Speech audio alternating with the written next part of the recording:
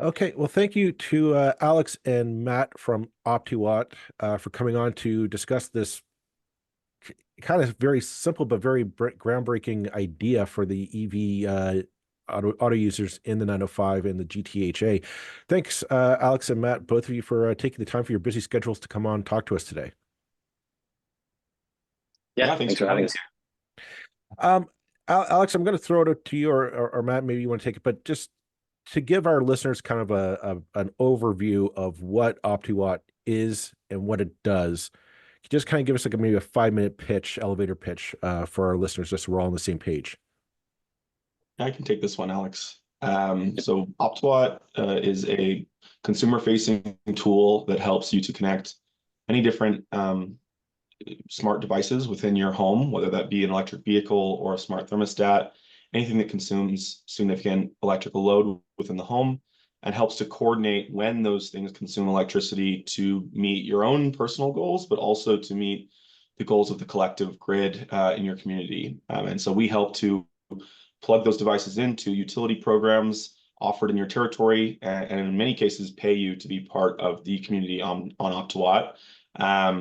And so, we've been offering that for about a little over 4 years now. We were launched in March of 2020, and really been growing our footprint in North America with the purpose of trying to reduce carbon emissions and ultimately help grid stability in that region.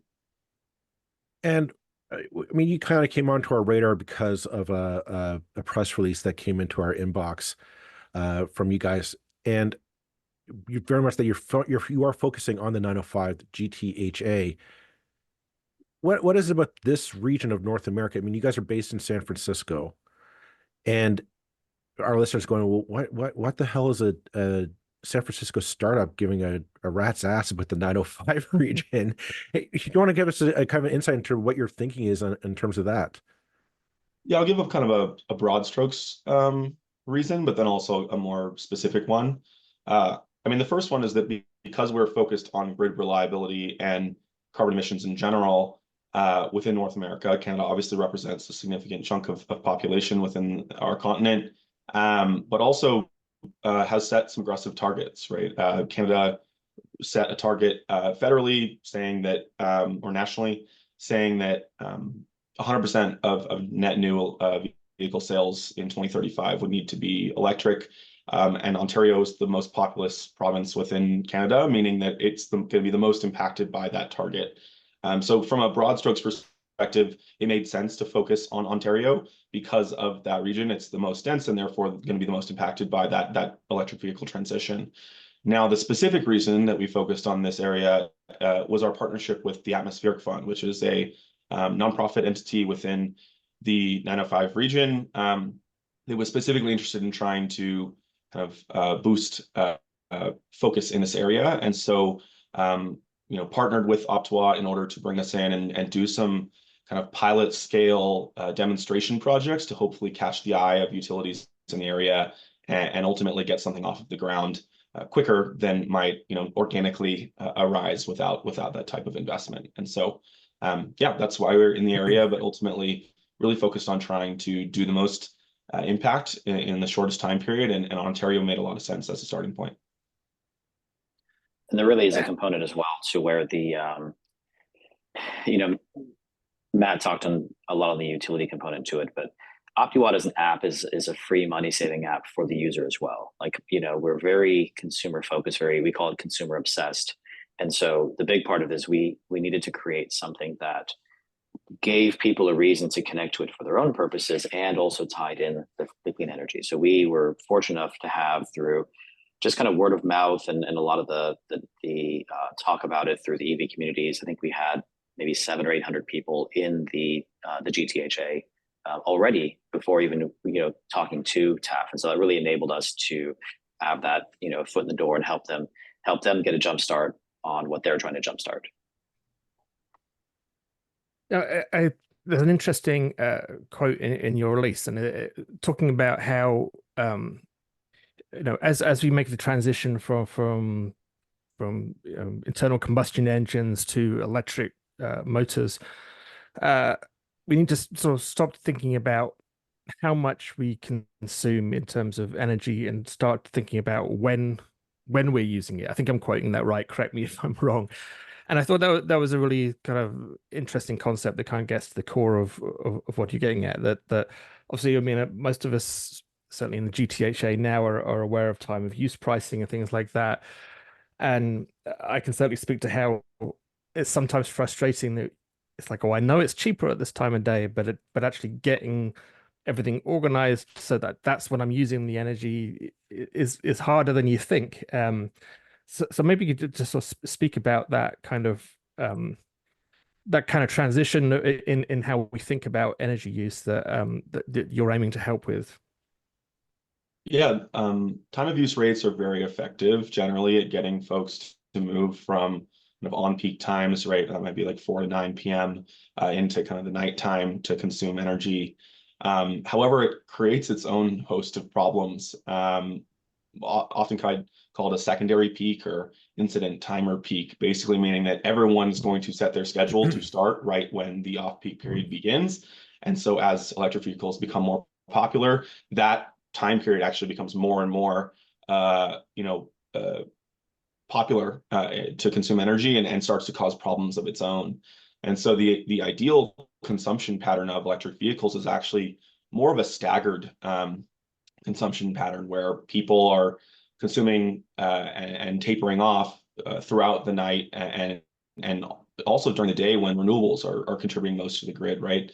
Unless you're going to store energy through expensive batteries, it makes a lot more sense to consume when the sun is shining and wind and solar are producing. And so to do that, it's a much more nuanced solution, right? Time of use is a broad strokes tool, but Optiwatt and active managed charging solutions in general helps to control even down to the transformer level, right? Where individual cars charging on individual circuits can, if all plugging at the same time, can actually cause, system damage. We help to control those to make sure that your needs are met, that your car is still ready to go in the morning for your departure time, but the way it got there was nuanced enough to meet both generation concerns and keep costs low, both for you through rate as the ratepayer, but also for the utility, and then make sure that there's no distribution system impacts that might cause damage and ultimately lead to blackouts or brownouts. So that's the reason why we alone, time of use rates alone are not enough to continue to provide the full solution here.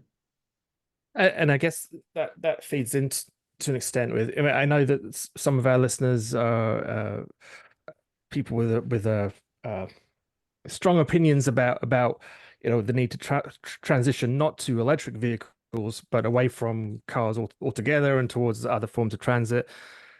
And I know that they'll be saying, well, this doesn't help anything because you're still using the same energy and it's still coming from wherever it's coming from. Does this actually contribute to or can it contribute to using greener forms of energy? Like you say, if we're all using the energy at night, and this is honestly something that hasn't occurred to me until you said it 30 seconds ago, then we're probably using then we're going to be using the non-renewable forms, right? So yeah, perhaps speak about that. I mean, can it actually help us use better energy? Yeah, I mean, a lot of folks, very intelligent researchers, have done the kind of life cycle emissions analysis of a internal combustion engine car versus an electric vehicle car, and have determined that the complete life cycle emissions, including manufacturing the car and recycling the battery all the way through, that it is still more efficient when it comes to carbon emissions to deploy an electric vehicle compared to an internal combustion one. So yes, it does significantly reduce it. That being said, as you mentioned, if you're charging at night, sometimes that can mean natural gas is the end fuel charging your battery. That being said, Canada actually has a lot of hydroelectric power, and so not charging off of when there's a lot of lighting and other types of power consumption impacts means that a larger percentage of that consumption can be hydroelectric, which ultimately is very clean. So yes, it is significantly cleaner, but it will become even cleaner over time. And the ways that we do that on the grid is through a combination of battery storage, right? And clean battery storage specifically. Hydroelectric power can actually be a battery storage where you pump water up into a tank and then release it, back through the propulsion system at night. But there's many different technologies that are maturing, and it will continue to get cleaner. But it is good to know that today it is still cleaner to drive an electric vehicle than an internal combustion engine. But I agree that we will need to consider all sorts of alternative transportation options, and using public transport or higher density transport is very effective at reducing carbon emissions as well. At this point, I think it might be just prudent to have you guys describe exactly how this app and how the program works. Can you take us through like kind of a start to end user experience? If somebody's new to this and they want to sign up, like what does this look like, and what can people expect to see? Yeah, absolutely. So we're available both on web and app, both iOS and Android. So whatever your platform of choice is, you can sign up for Optiwatt. It's completely free. We will never charge our users. It's in big bold font on our website. So you create an account using your email and password, and you go through and kind of tell us what you've got in your household, right? Smart thermostat, EV, etc. Once you do that, we ask you to connect those things. It does need to be an internet connected device. So if your EV or charger, your EV charger needs to have some connection to the internet. And most EVs have a telematics connection. It's a cellular connection that you can, in some cases, pay for. In other cases, the manufacturer pays for it, like Tesla, and we'll keep that active. So we connect through your account there, and now we can see data on your charging consumption through that connection, and you can revoke it at any time if you so desire to leave Optiwatt as a platform. Same thing with the smart thermostat. Your Nest or your Ecobee can connect through your Wi-Fi. So once we have access to your devices, you then can set up and configure your settings for yourself to figure out or to tell us what your goals are with your devices, right? And that might be to save money on your time of use rate. It might be to reduce emissions by charging in times where the carbon intensity is lesser.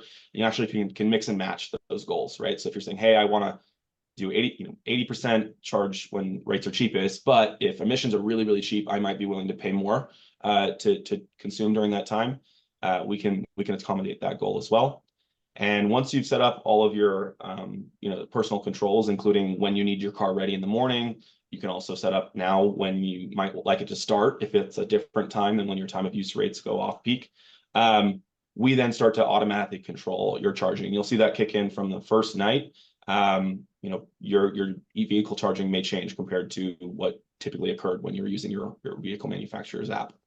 But ultimately, all that data is being packaged up and shared with the Atmospheric Fund, which is we call TAF as an acronym here. But that's the kind of nonprofit entity in the Toronto region that's aggregating a lot of this data on user behavior and usage within the app and sharing it ultimately with utilities to help try to encourage them to launch a program in the Toronto region to help with grid reliability and stability. And so, that's part of our terms of service that we, share pieces of data with, utility-focused entities. This is not going to anybody else other than energy servicing entities.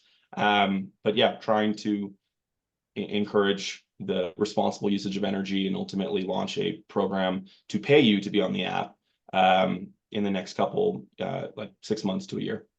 What I find so interesting about your program is as the issue of climate change becomes more prevalent across the world, let's be honest, and people are saying, well, you have to kind of be responsible for your use of carbon and whatnot. And people are saying, well, how do I? Because if you think about it, like our entire lives, we've been conditioned to, I need to fill up my car. I go to the gas station, I pump it full of gas, pay the bill, and I'm out the door. And more people you talk to just see like, well, how they're trying to wrap their head around that kind of behavior that they've been conditioned to all their lives.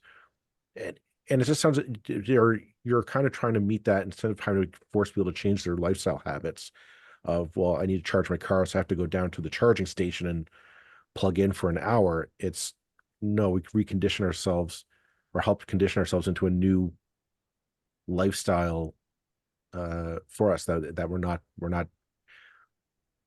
it's just your program seems to be kind of like a happy medium between the two of convincing us to change our lifestyle, but at the same time not be so drastic that people are put off by it.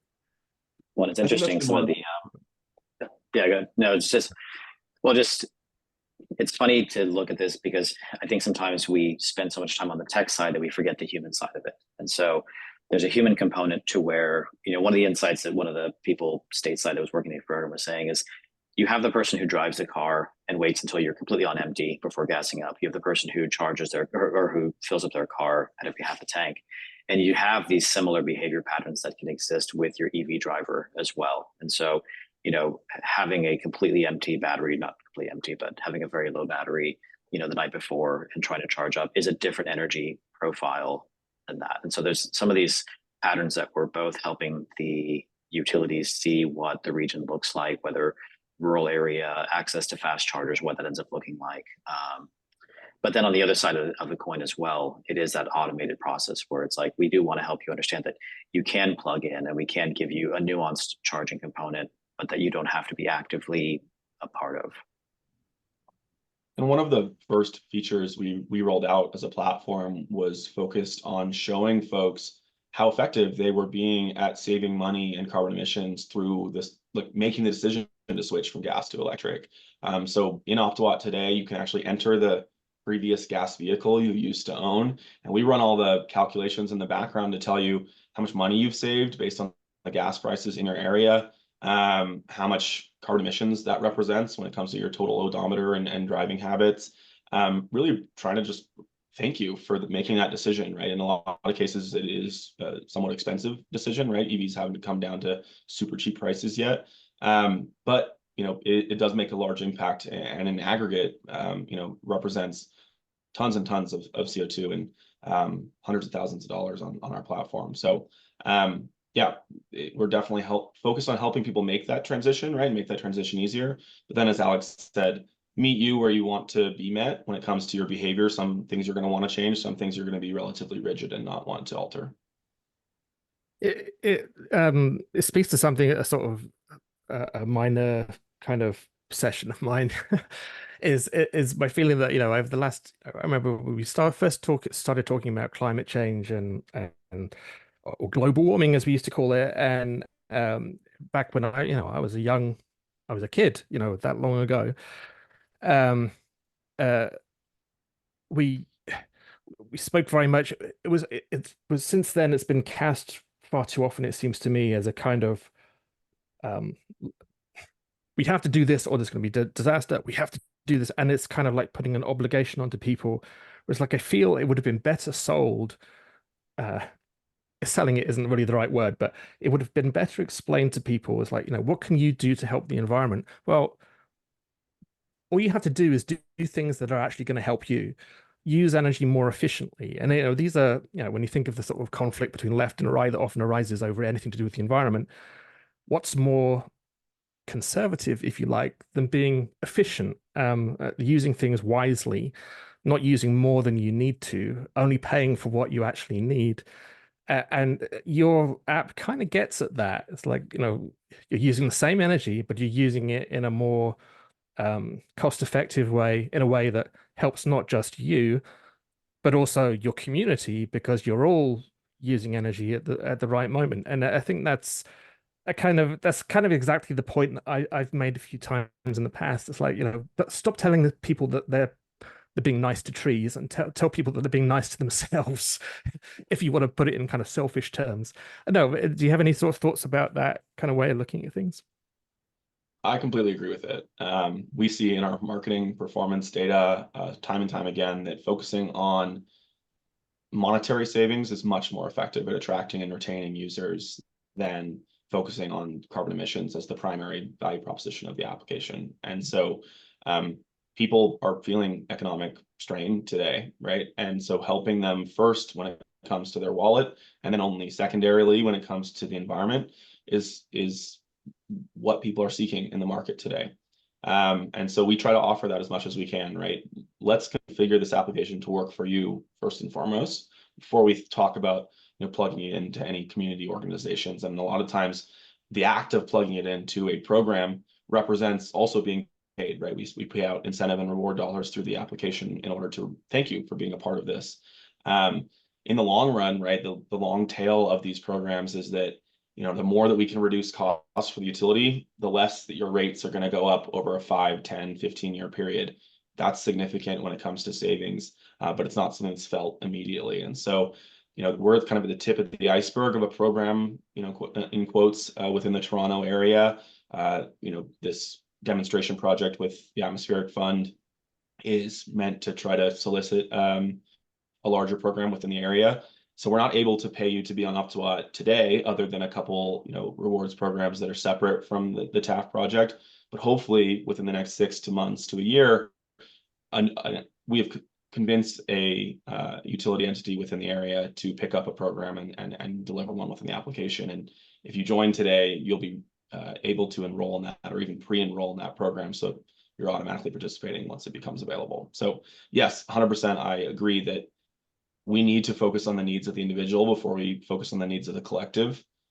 And Optiwatt luckily allows for both, to help make that transition smoother, so that you get comfortable with just automating your consumption for your own needs before you start to consider anybody else's.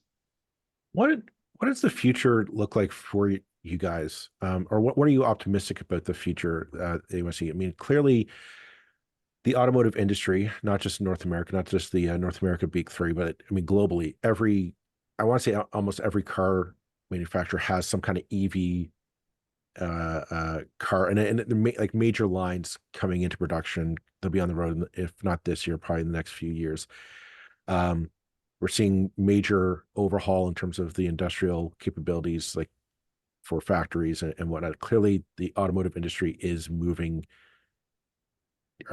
hardcore on EV manufacturing for the future. Where do you guys see yourselves fitting into that dynamic in North America? And what do you hope kind of Optiwatt is able to do for the everyday consumer?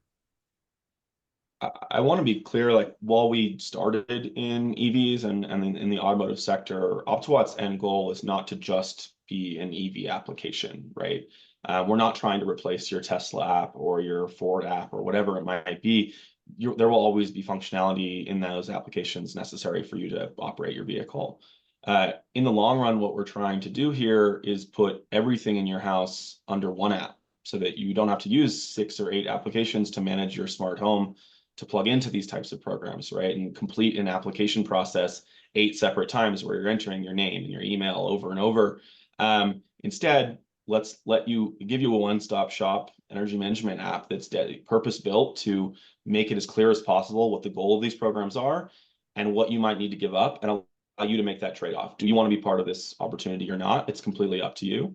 And hopefully provide you a good enough reason to participate in these opportunities and connect everything under the sun, right? So that comes down to, we're seeing electrification of water heaters, electrification of stovetops, smart fridges, battery storage on the home, along with solar on the roof. All of these things need to work in concert with each other. And because they're built by different manufacturers, every manufacturer seems to embrace a walled garden approach to their application ecosystem today, right? Where, sure, if you buy Tesla solar, Tesla battery, and Tesla car, they'll all talk to each other, but it's definitely not going to talk to your thermostat. And if you happen to go for the cost savings of Sunrun solar over Tesla, now you've cut that out of the equation. We want to make this as hardware agnostic as possible, so that you're free to choose whatever hardware manufacturer makes the most sense for a specific purchase, and hopefully that represents a significant savings to you as the consumer, but then allow you to still get that Tesla integrated experience where everything talks to each other very well, and you can set those all up to be automated and accomplish your goals in a very simplified manner. So that's the direction we're headed. I guess that's kind of, you touched on something I didn't really click in until you just mentioned it, was that when we talk about EVs, I guess our conversation is very much in that silo. You're going to take an EV, so you don't have to pay for gas and what have you. But if we're talking about the decarbonization of our society, we do have to factor in, you're right, things like electric stovetops, smart thermostats, etc., and better energy usage in the home so that we're less common. But the fact that you pointed out that, yeah, none of these devices tend to talk to each other, and there's no cross commonality necessarily unless you find a way to make it happen. Uh, is is that kind of what you're hoping to do, is kind of be that bridge or that hub for all these devices to come together so that people can have more ownership on essentially their energy usage and what they're paying for in their day-to-day lives? Yes, absolutely. The goal is to try to democratize access to as many devices as possible without losing that user experience that some manufacturers have invested a lot in, but are not willing to share with devices that they don't sell. And so, eventually, very far down the road, you could see Optiwatt maybe starting to retail its own devices on the platform to help kind of push additional sales volume within the territory, and allow you to spend rewards dollars from a program in one, on your car, turn around and go buy a thermostat with that, right? And so really help to accelerate the flywheel of device ownership within a specific territory.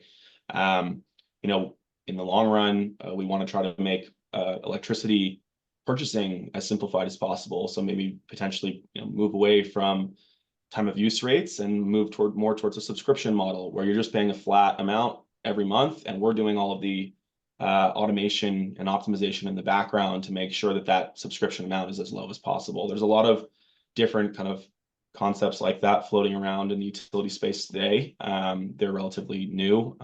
We've run some pilots where your electric vehicle is actually broken out and is charging on a completely separate rate than the rest of your home, right? Because it's a lot easier to optimize your EV for a specific rate than potentially your cooling or heating system.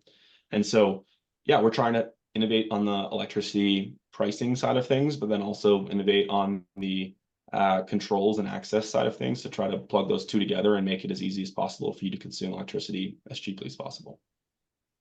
And also kind of bridging between, we talked about the apps bridging to each other in the home, but also again, bridging to the utility company, because, as the utility companies are trying to ramp up to support this electrification, they're going to need optimization on the side of the user. They're going to need support on the user side. And it's been traditionally challenging sometimes for utilities to connect with users on these programs because, they have a large focus on, keeping power up, running power, buying power. We were born in that consumer space. So consumers were who we were talking to first. It's who we obsess over first. And so creating that bridge out to the utilities is a super important part of the conversation. And, Matt was saying, joining the program, joining Optiwatt now in Ontario, partly is about hearing about these programs in advance. But for TAF specifically, because TAF is taking the reins on pushing this pilot forward, joining now is about having kind of your voice be part of how the utilities are looking at how electrification is going to happen in the Toronto area, but in a way that you don't have to be overly active in it. The devices help communicate how that's going to be, on your behalf, to help make sure that it's configured to we have to help the utility configure a way to bring consumer support in that appeals to the consumer. And that's what this whole program is about. Like you say, I mean, it's really breaking down not just for the consumer, but for the we're familiar in this part of the world with this kind of a fragmented energy picture. There's a whole bunch of different energy companies, and they're all doing their own thing. They all have their own websites. They all have some of them have their own apps, I dare say. But yeah, none of them speak to each other, and you can move one town over, and you've got a completely different kind of arrangement in place. So, and it certainly makes sense to me. My day job as a programmer, basically, that everything becomes easier when you get this kind of open. I'm going to call it open source for the sake of argument, but this kind of cross-pollination of people cooperating over their data rather than using that sort of like, you can't see what we've got here kind of approach. So yeah, certainly encourage our listeners to go and have a look at the website, and it sounds like it's a good time to try something like this out and potentially contribute to to something that can help you use more efficient energy and hopefully help your neighbors use energy more efficiently as well. So I think it's a really interesting project, and wish you a lot of luck with it. Appreciate that. Okay, well, I think it's probably sorry, Joel, go ahead. Oh, no, I think we're both saying same thing. I think this is a good time to wrap up the episode. And thank you both, Alex and Matt, for taking the time. I know you guys are on the West Coast, so you're probably up crack of dawn to come on the podcast to record. So thank you very much, both of you, for taking the time to do that. And yeah, we're looking forward to seeing what happens in the future for you guys. And hopefully, I'm going to let you guys close out. 'Cause, if somebody is listening to this and they want to sign up, they've just heard about this for the first time, where do they go? Yeah, so first off, thank you so much for having us. It was really great to talk about, energy topics today, and really speak to the value of our application. If you liked what you heard and want to check us out, we're available at optiwatt.com, or if you just search Optiwatt on the App Store, we are the big purple icon with a lightning bolt inside of it. So available on the App Store for iOS and Android, but also on the web. So check us out, and if what you've heard sounds like something you'd be interested in, it's completely free to use forever, and we're hoping to provide paid programs in your territory within the next 6 months to a year. So enroll, check it out for yourself, and then if you don't find anything that's super valuable, stick around, because we're constantly releasing new functionality and new programs in your territory. So hopefully we will have that out shortly here.